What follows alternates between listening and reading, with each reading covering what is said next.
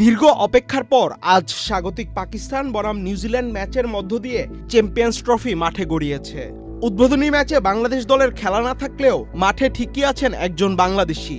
পাকিস্তান বনাম নিউজিল্যান্ড মধ্যকার ম্যাচে বাংলাদেশের প্রতিনিধিত্ব করছেন আম্পায়ার শরীফুদ্দৌলা ইবনে সাঈদ সৈকত। ৪৮ বছর বয়সী এই আম্পায়ার চ্যাম্পিয়ন্স ট্রফির প্রথম ম্যাচেই পেয়েছেন বড় দায়িত্ব। নির্ভুল সব সিদ্ধান্ত দিয়ে বেশ প্রশংসা কুড়িয়েছে আইসিসির প্যানেলভুক্ত আম্পায়ার শরীফুদ্দৌলা। শুধু এবারের চ্যাম্পিয়ন্স ট্রফি নয়, গত টি-20 বিশ্বকাপেও আম্পায়ারিংয়ের গুরু দায়িত্ব পালন করেছেন শরীফুদ্দৌলা। সম্প্রতি শেষ হওয়া অস্ট্রেলিয়া বনাম ভারত টেস্ট সিরিজও আম্পায়ার ছিলেন শরীফুদ্দৌলা।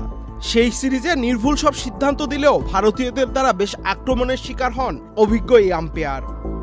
তবে সবকিছু ছাপিয়ে আইসিসির মেগা ইভেন্ট চ্যাম্পিয়ন্স ট্রফিতেও গুরু দায়িত্ব পালন করবেন Bangladeshi umpire Sharifuddoula. Ahmed Shafi, channel I. Crore মানুষের আস্থার ভালোবাসায় 11 বারের মতো দেশের 1 নম্বর রেফ্রিজারেটর ব্র্যান্ড ওয়ালটন।